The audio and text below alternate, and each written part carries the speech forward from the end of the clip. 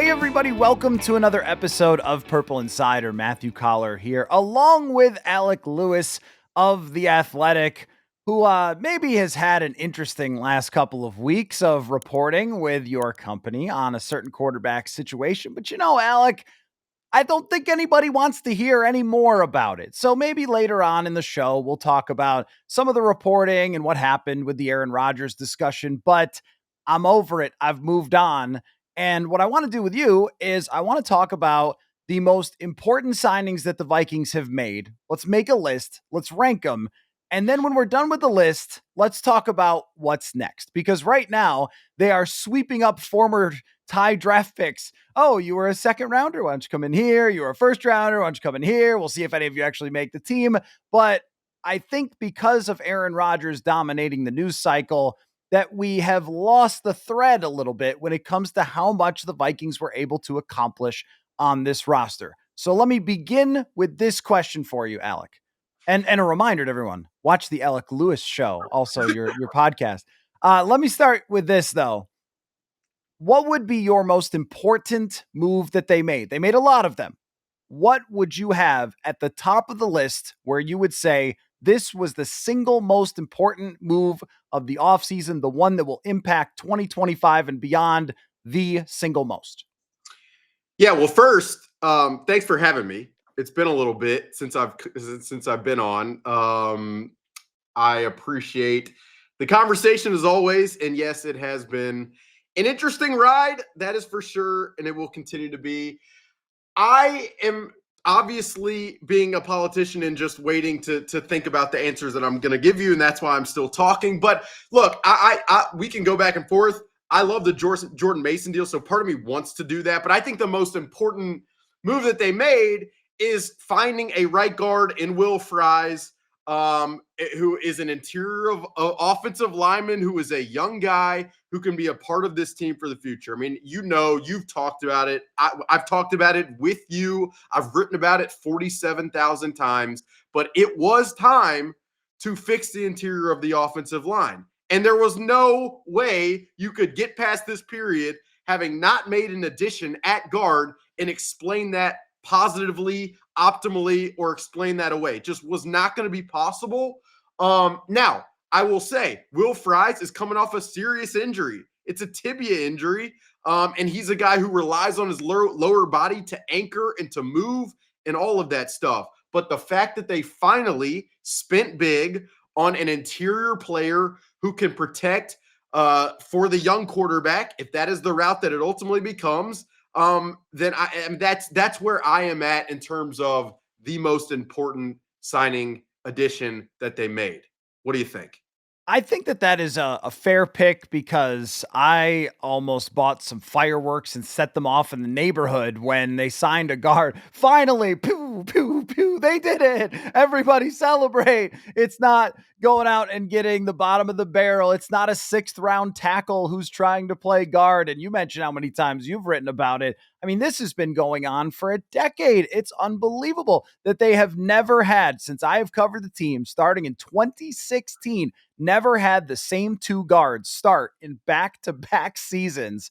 And now to bring in Fries on a 5-year contract, which I know detail-wise could be a little shorter than that, but still, nonetheless, a long-term option, someone who's 27 years old and appears to be an ascending player. And to pair him with a pass-blocking center, we'll see what they do at left guard. We will get into that at some point. But yeah, I think that's the most money they spent and the obvious choice for the biggest weakness that they have had for a really long time.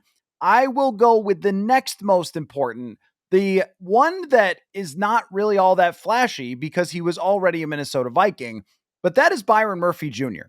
And I think that Vikings fans sometimes underrate Byron Murphy Jr. because he's not Xavier Rhodes of the past.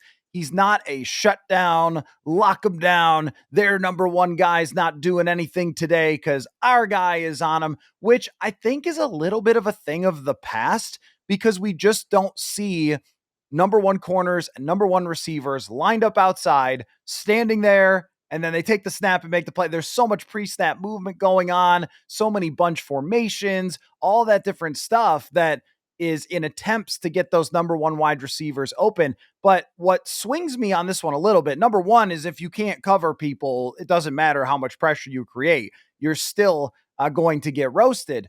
But it's also just how much they wanted him back, which when Brian Flores tells us, I love this guy, I'm like, me too. Right? Because his track record is just so phenomenal with player evaluation. I think there's a lot of value in Byron Murphy that maybe we don't see in the same way as with a DJ Reed, who's a lockdown guy. And that cornerback position, it still has its weaknesses. It really needed a solidified veteran player there. No question. And you know this because you were at the combine and you had conversations, but they really, really, really badly wanted to bring him back. And I'm glad you mentioned DJ Reed, and you could throw like a Charvarius Ward or the other kind of not older, but more traditional man cover corners. I think for so long, since Brian Flores got here, I just assumed at some point they're going to try to get to a place where they just play man coverage the whole time. And I do think that they want to get more towards that place. But I also feel like Brian Flores has evolved in the way he thinks, in that to have a defense that can play all of these versatile zones, to have a guy who can drop in the deep half, who can cover an elite receiver in the slot, who can play in the field and in the boundary, just gives you so many pieces to move around. Whereas if you had end up signing a DJ Reed, he just can't do all of that. And then you also have to ask the question, would he be, if let's say he could do it, would he be willing not to just do what he's done for a while, which is just cover a man in front of him? Would he be willing to do the wacky stuff, blitz all of the things that Byron Murphy Jr. has been willing to do? So I completely think that is a fair selection. I know that they were obviously very happy to get it done. So that one to me makes sense. I mean, I'll roll into the next one if you're okay with it. I mean, similar to my conversation about the interior of the offensive line, for a while since I've covered this team, I've watched the interior of the defensive line. Now I have really watched other teams and their interiors of their defensive lines and seen the pressure that they've created and said, man, wouldn't it be nice if the Vikings had a guy or two that they could, bring and apply interior pressure in the pocket? And so, I mean, for me, I'll just say Jonathan Allen, because this is a guy who's been very productive throughout the course of his career, who they paid the amount of money that they paid. Yes, he navigated an injury last year, but over the course of his career, he's been pretty healthy and pretty productive. He's a two-time captain, I believe, I think he's a two-time Pro Bowler. He's been a captain. I mean, this guy is just a very decorated player. We talked to him yesterday. You could tell why he is respected the way he is. And he's another guy who I know this defensive staff really wanted, which gives you more confidence and optimism that it's going to work out. So to have a guy on the interior that can push the pocket and is sturdy enough to play the run and has done it and been productive for a long time, to me, it's just a very important thing.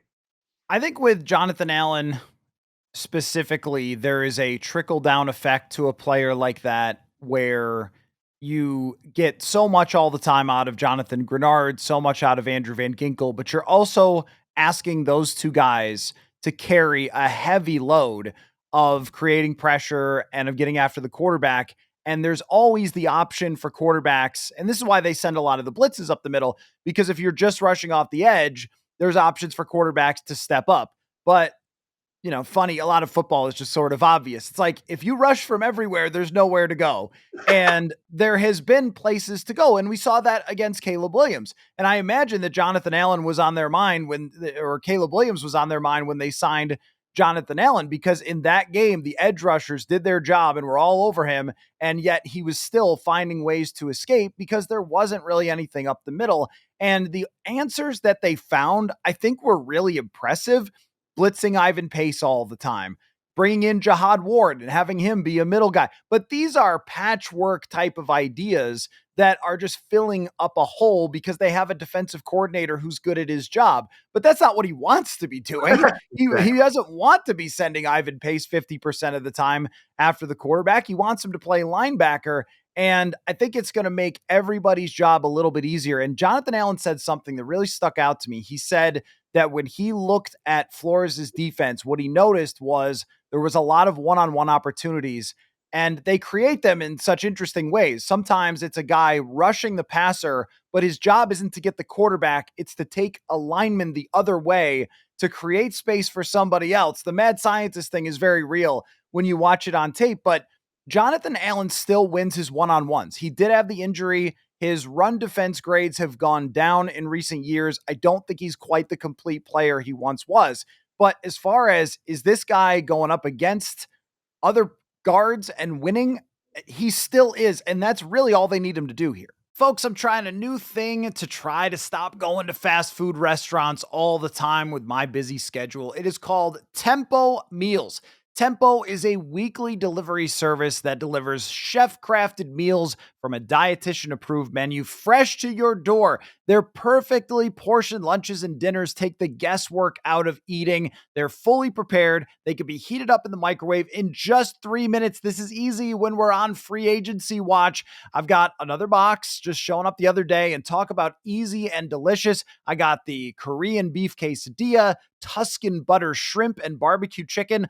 All of them were easy, super quick to make, and not all of them have to be chicken and beef. They've got tons of different options for you. For a limited time, Tempo is offering my listeners 60% off your first box. Go to tempomeals.com/purple insider. That is tempomeals.com/purple insider. 60% off your first box.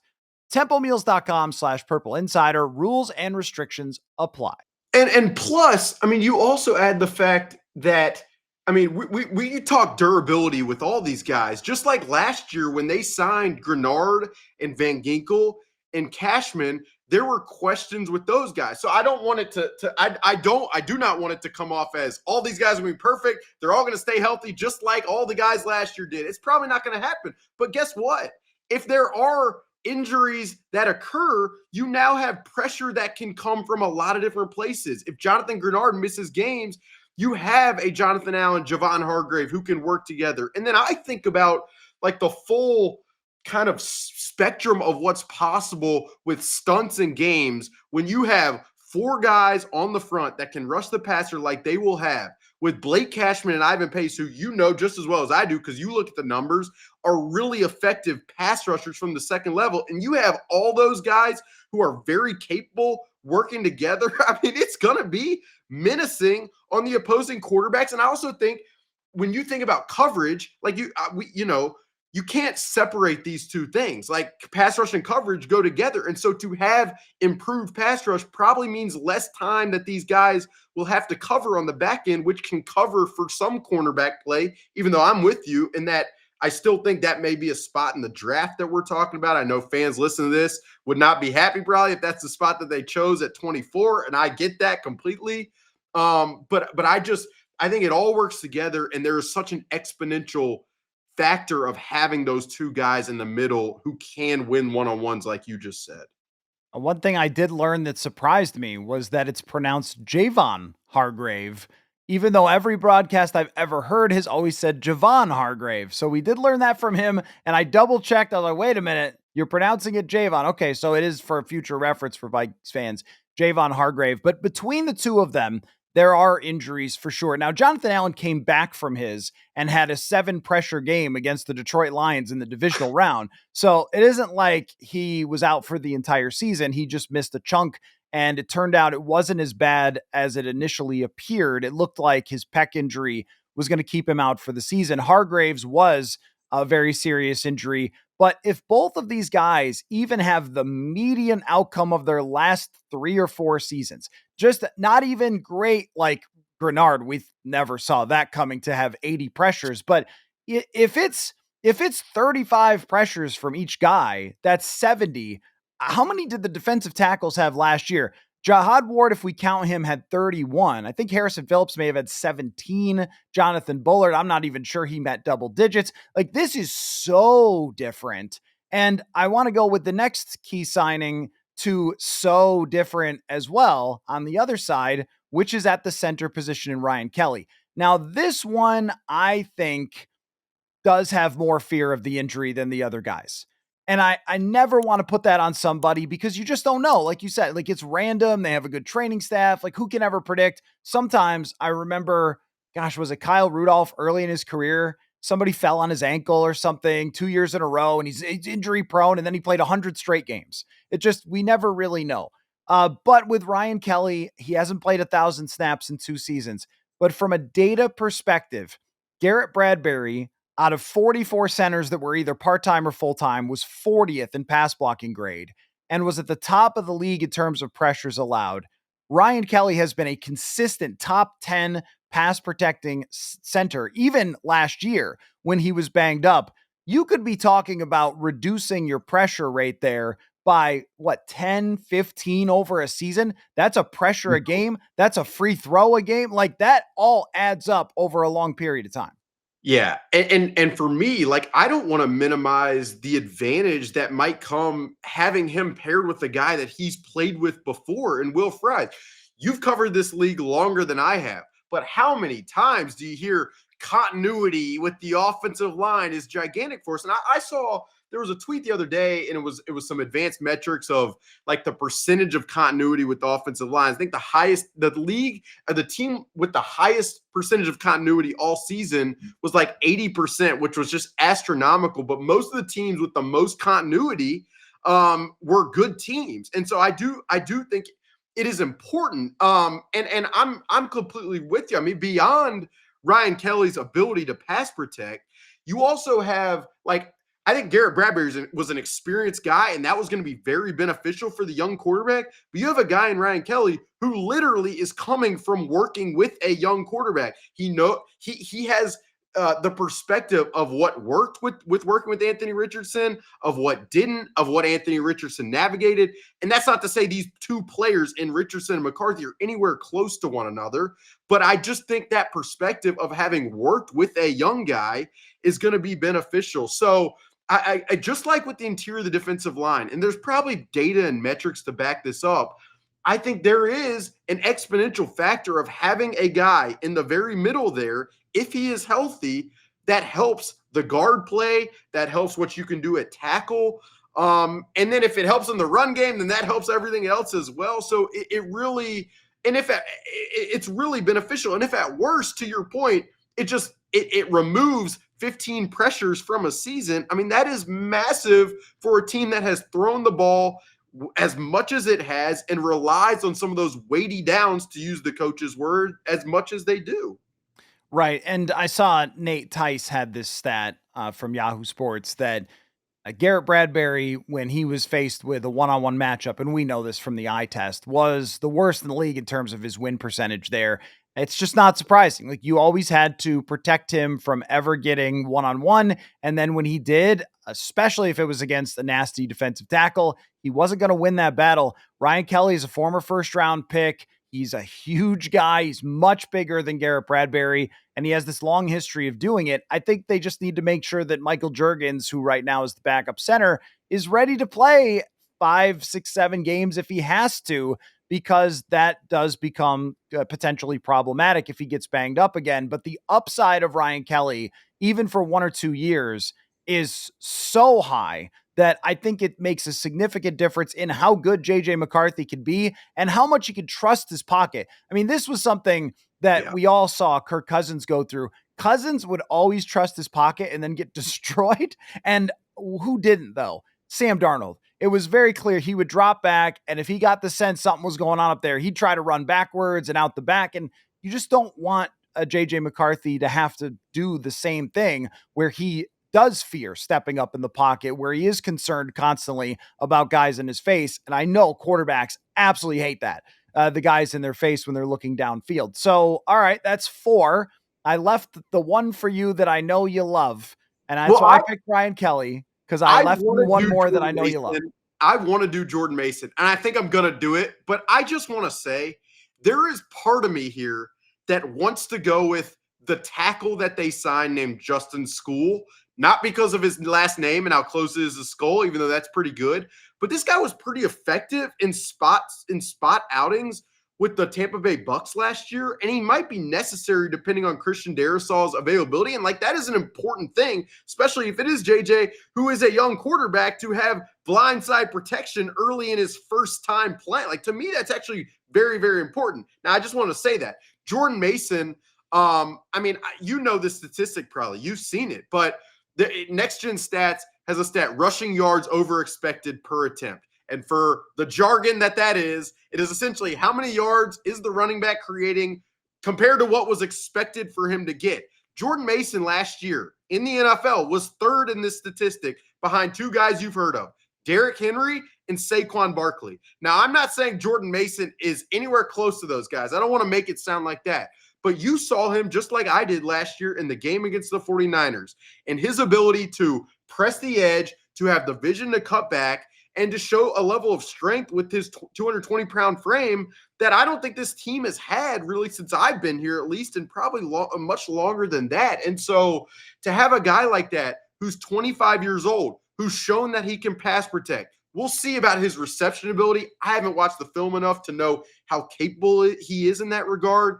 But to find a guy like that to then prevent you from having in the draft to throw a dart to where maybe you're not comfortable throwing it, to me is a very advantageous situation. And again, I just bring it back to where I started with the statistic and all the jargon, all that stuff. But I just believe that this guy is a very good player, and to acquire him for essentially Ed Ingram, who you traded for a sixth rounder, and then dropping back 20 plus spots. I mean, to me, that is, of all of the signings, which you give ownership credit for spending the money to make these happen. You give the front office and coaching staff credit for identifying these guys. You give Rob Brzezinski and Emily Battis and that crew credit for negotiating in certain capacities to be able to bring these guys in and get to the place that those guys want contractually.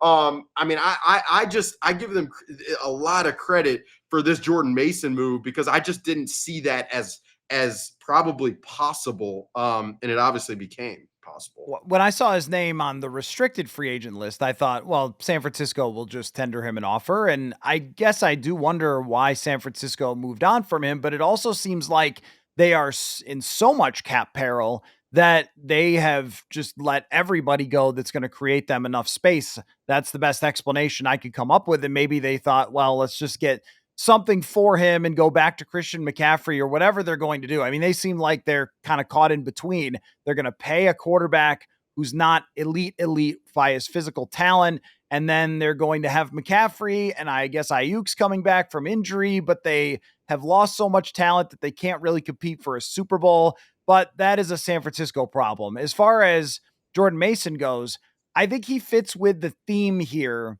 of these things that have been bugaboos for this team for years, like the backup running back or the running back duo, just the running game in general, the short yardage that got them on so many plays where it's against the Jets and it's 4th and 1 or something, and they're throwing the ball 20 yards down the field. You're like, really? Could you just, they but come they out couldn't. with a shotgun. You're like, what? Yeah. But they couldn't just hand it off to someone because the line wasn't creating enough. And also they just don't have that guy who can shred tackles like this and is a power back. So adding a power back, getting a duo, getting defensive interior pressure, getting in interior defense or offensive line, these were huge boxes that they needed to check in this offseason. And another one that I would not totally underrate was Harrison Smith returning, which I know isn't credit to them. Like, that he just decided he wanted to come back, but I think he's sort of head of the snake of the intellectual part of this defense. So here's my question. All these moves that they've made, and then other ones with potential to be important. You mentioned Skol, Eric Wilson. We'll see about Rondale Moore. We'll see about Rondale Moore, Isaiah Rodgers. We'll kind of see about these guys and where they fit in. My question now is, how good is this football team? And the biggest problem with answering the question is we have no idea what JJ McCarthy is truly going to look like when he gets into games. So how about frame it this way? Number 2 through 53 on the roster. How do you line it up with the rest of the NFC? Yeah, I mean, I think it's a pretty dang good football team, a pretty well-rounded football team. I mean, I have certain questions. I have questions probably still about that cornerback room. Again, I think Byron Murphy Jr., that was as much of a priority as it was for a reason. I have questions about left guard. You know, what would Blake Brandel look like next to Ryan Kelly and Christian Darrisaw compared to being next to Bradbury and Cam Robinson the way he did kind of down the stretch of the season? I think that's like if they were to ask that question internally and it's like maybe we'll see what Blake looks like, I think I could understand wanting to see that. If it's also like, well, Walter Rouse could potentially make sense if Blake doesn't look good, I think I could see that too. But I also could see in the draft, if they are looking at the future and they the injury history of Ryan Kelly, he's only on a 2-year deal. Could you find a guy in the interior who then could become a future center? Like, I think those are questions internally that make sense.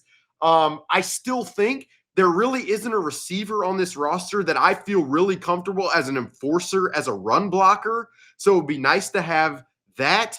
Tight end depth, I'm there in terms of I still think there's another probably addition to be made there.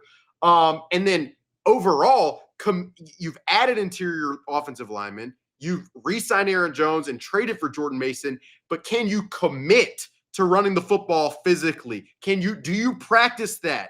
Is that a priority for you, or is that just something you want to do? Like, that is a question that I still have. But to your initial, I mean, to the question you posed of what is this roster, where does it stack up? I mean, I do think it is a really good, really well-rounded roster. When you have Justin Jefferson, you're going to have a chance. And a lot's probably going to ride on durability first and foremost, and then obviously the quarterback. But durability matters for every team. So I just think as you look at this roster on paper, it is. I didn't even mention safety. Not having Cam Bynum anymore, you have belief in Theo Jackson. I have belief in Theo Jackson, but I'm curious to see how that goes. So I mean, I think it's the best roster that has been constructed since I've been covering the team in 22. Would you agree with that? Oh, yeah. I think it's probably the best roster they've had since 2019 when they beat the Saints in the playoffs. I would not say that it's quite as strong as 2017, a team that took Case Keenum to the NFC Championship.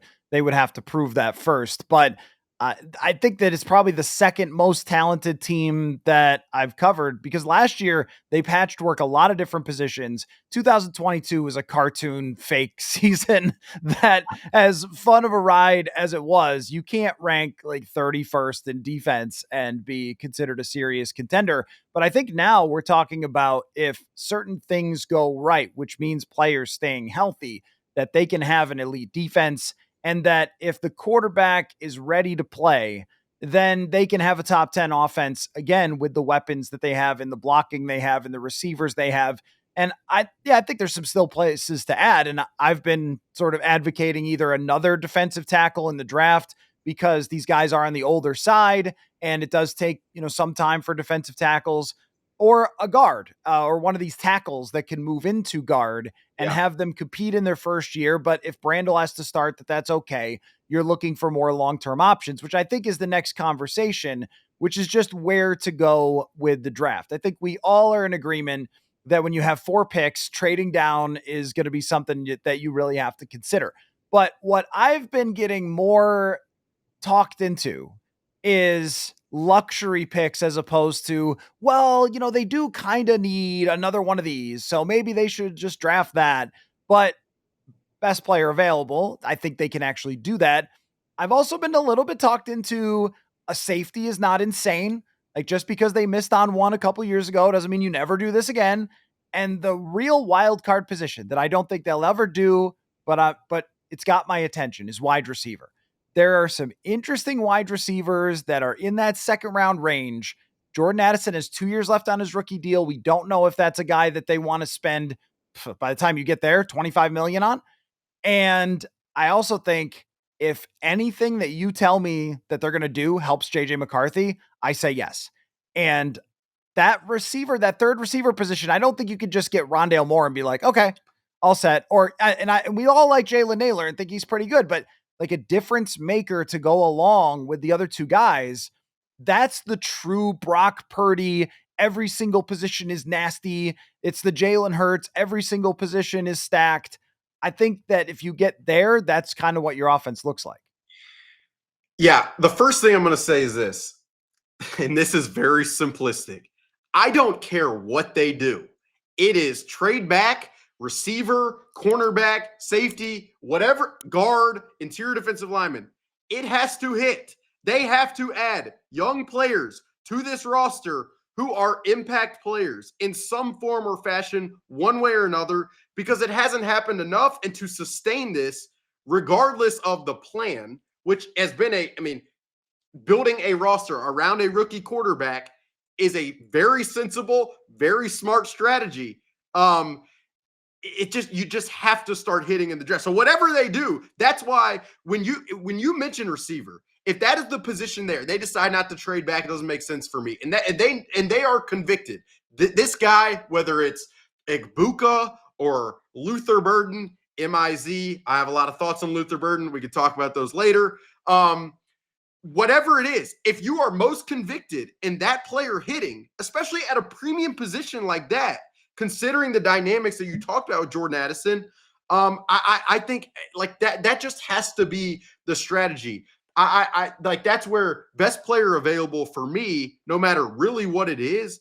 That is the route that I think they have positioned themselves to go. Because again, you don't have to trade for Jordan Mason. You could try to trade back to the early second and draft a running back in that spot. Now they have put themselves in a position where if there is a running back they really like at the pick that they are taking, they can still draft that guy. Because again, Aaron Jones is the age that he is, what have you. If there is an interior defensive lineman that Brian Flores is like, man, this guy could be a stud moving forward in the future, and that guy is there, then you can do that, but you don't have to do it because you have Jonathan Allen and Javon Hargrave for this team. So, to me, the trade back, like you said, is probably the most sensible option because I just think they need to replenish the amount of darts that they have to throw at young players who can be impact players. But again, if there is a guy at 24 that you are very convicted on and that you think can be a real difference maker for you and will hit as an impact player in the draft, which is something you have not done a lot at all whatsoever over the last 3 years, and even before that, that just has to be the route. I've gotten to the mindset about this draft for the Vikings and I know we want, just like we went through with Dallas Turner last year, when someone's a first round pick, they better hit right away or everyone's going to say, is he a bust? What's wrong with him? And all that stuff. There's not any patience for young players. And I am strongly suggesting patience with Dallas Turner because I think we're going to see a big improvement from him going into this year. But I have been of the mindset of you should look down the road a year or two if that makes sense for you, because you can certainly make an argument that left guard would be the position where it's the most open, or even cornerback is the most open because we don't really know about Mekhi Blackmon other than half a season worth of snaps in 2023. So, but because they filled so many spots, and even they have remaining cap space to go add somebody else if they need to, like the offseason's not over. They added Stephon Gilmore after the joint practices last year that late in the summer. So it's not necessarily over. But that's why I mentioned wide receiver, is because you can look a year or two down the road and say, you're really going to need that, or even defensive tackle. I love the idea of Derek Harmon, where you rotate him in and he's a player on your team, but you're really looking for someone who's a very long-term pillar type of solution. And I think that those do exist in this draft where they're picking for some of the positions that they don't necessarily, and I mentioned safety, like they don't need a safety this year, but they probably do next year. I don't know how many more years Harrison Smith is going to play. So they might draft a guy that this year does not set the world on fire, but long-term makes a lot of sense for them. The safety, I'm just going to say, like, I'm not doubting Harrison Smith. Literally, if I'm still here, right. It's half facetious, but half not really, because his body's kind of like Gumby and he plays with his mind. And like, that's the benefit. But you mentioned safety, and it's just the hard part is one of the premier safeties in this draft is a guy out of Georgia named Malachi Sarks. So what is the sell job that would have to be done to take another safety from Georgia, considering what happened in 2022 on a trade back. I mean, that would be a wild explanation. Now, there is another safety named Nick Emanwari from South Carolina, who's an incredible athlete. I've watched some of the film. I don't know if he's like reacts as quickly as you probably want him to. I'd also say I'm not an elite film watching safety mind. I got to be pretty upfront with that.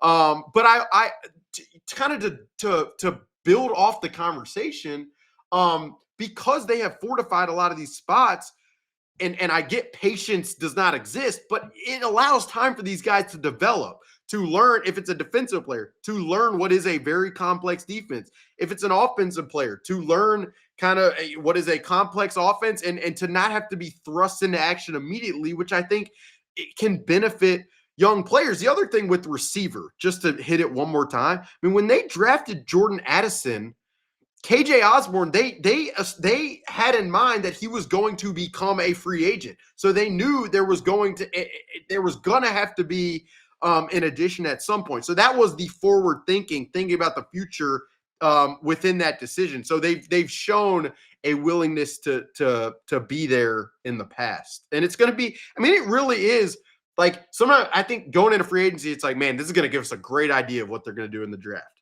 And the reality is the free agency opened up the floodgates for what's possible, which is fun for us to kind of think about and consider, I think. No, I totally agree that I thought I was going to have a really good sense for where they were going to go. Well, we know it's not running back now that they got Jordan Mason. You could check off that box. It's probably not right guard since Will Fries is on a long-term contract. Everything else is still on the table. Well, Aaron, one of the reasons Aaron Rodgers dropped in the draft was because I believe it was Jeff Tedford had some success with getting guys drafted, and then they went to the NFL and didn't succeed.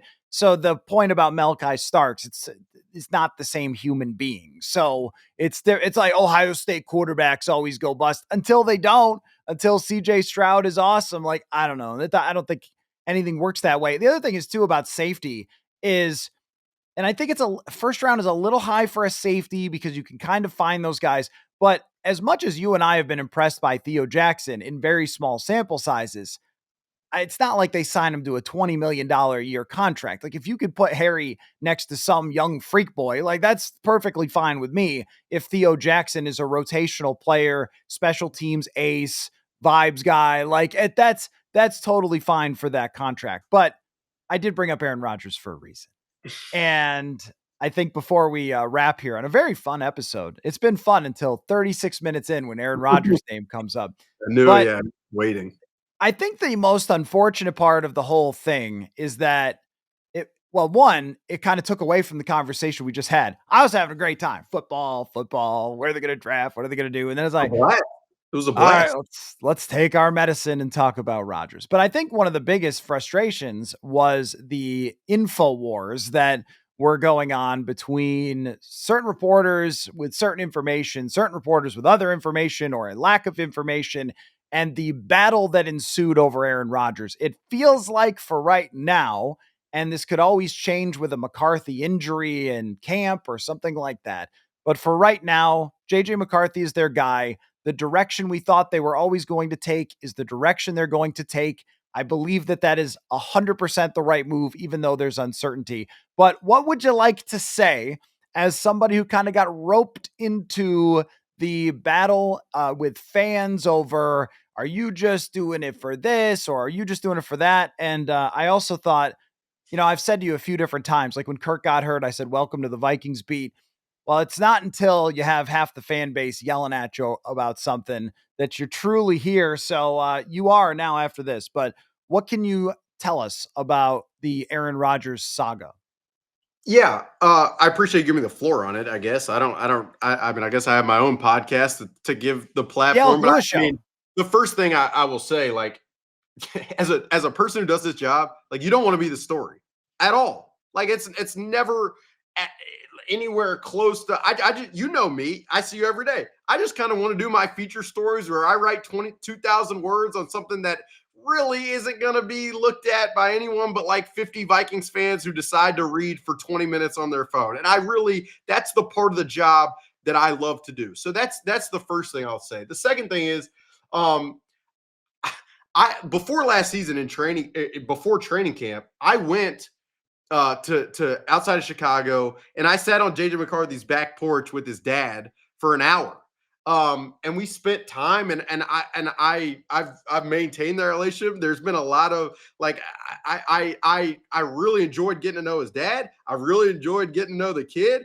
And I have understood from the outset that the plan is a very sensible one to have a rookie quarterback that is selected by a coach who is very in tune to quarterbacks, and to surround the roster with the cap space that allows. It totally makes sense. And so for the Vikings fans who haven't had that and succeeded with that path to want that as much as they have, like I totally understand it. The other aspect I'll say is I do fully stand by the reporting that we did that the Vikings strongly considered Aaron Rodgers as an option. And like I've said it to people privately, trust me, if I didn't have to talk about that story, it would have made my life a whole lot easier. It really would have.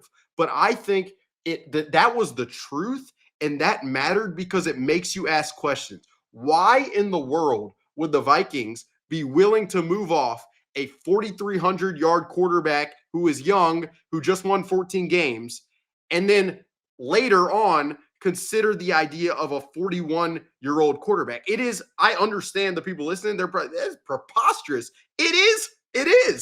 But the reality is, and I put this out, there were many people inside the building, players included, who were very for the possibility of that happening.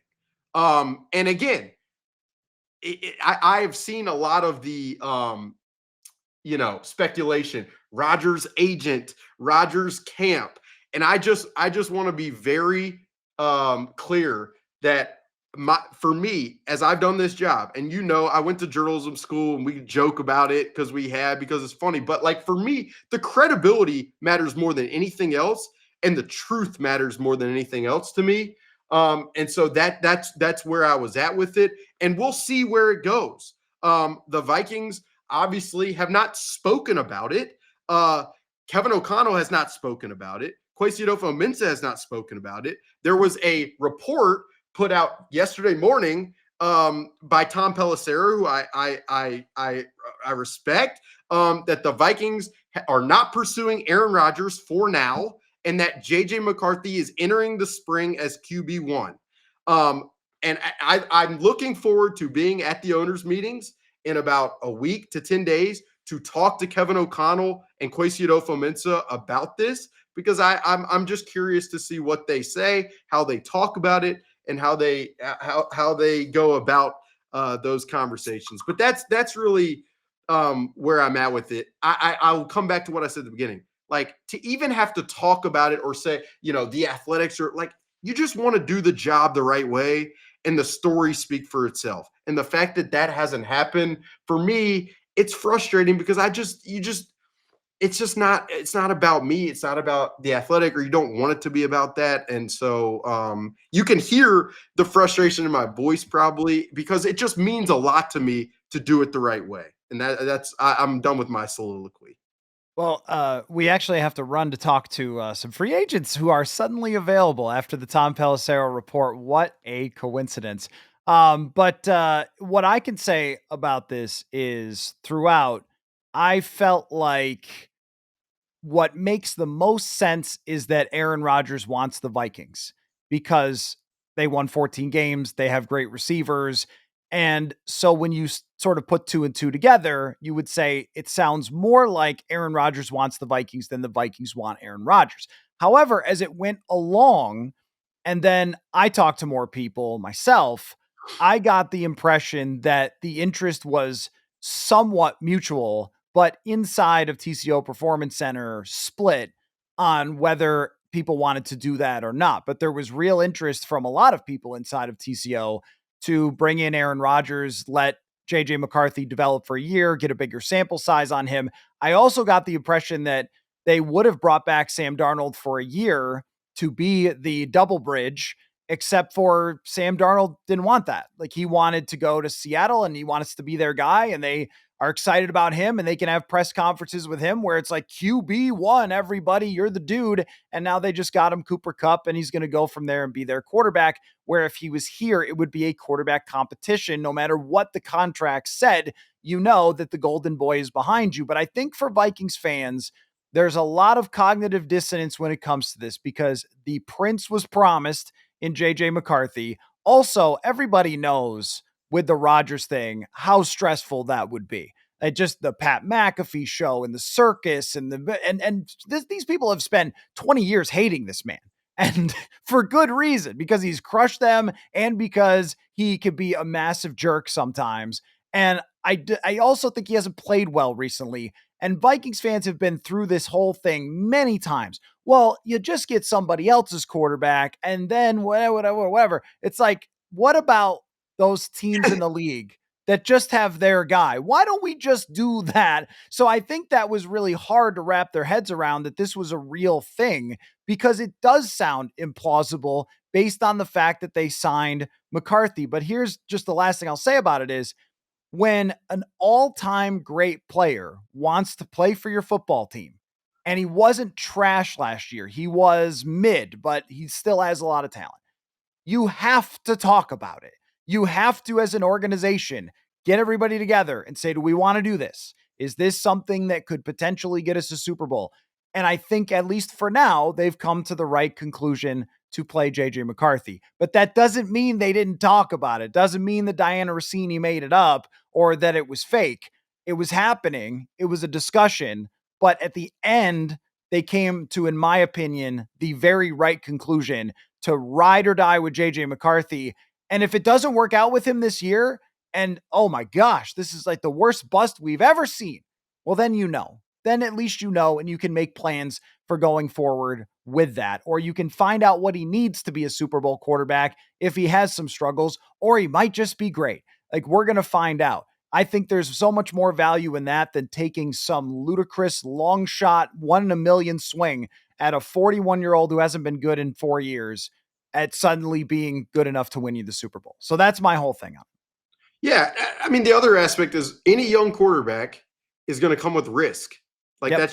that's part of the process of it.